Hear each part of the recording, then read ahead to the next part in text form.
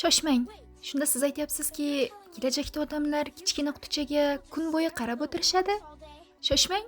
Odamlar yeyishidan oldin ovqatni rasmga tushirishadi va uni begonalarga ko'rsatishadi va begonalar unga like va komment bildirishadi.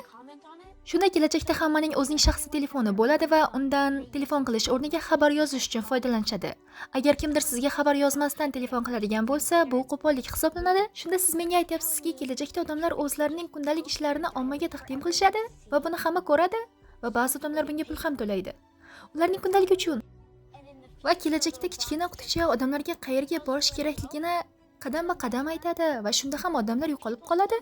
Agar siz restoran ovqat yemoqchi bo'lsangiz, kichkina qutichani bosasiz va begona kishi eshigingizga ovqat keltiradi va siz buning uchun alohida pul to'laysiz va begona kishini baholaysiz.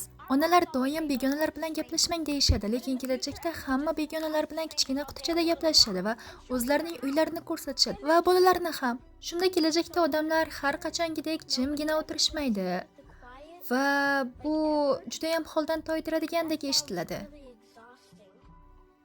Kelajakda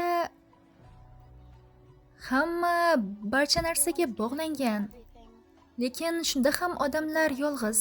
Yaxshi, lekin biz hech bo'lmaganda ko'cha chiroqlari yongunga qadar tashqarida o'tira olamiz.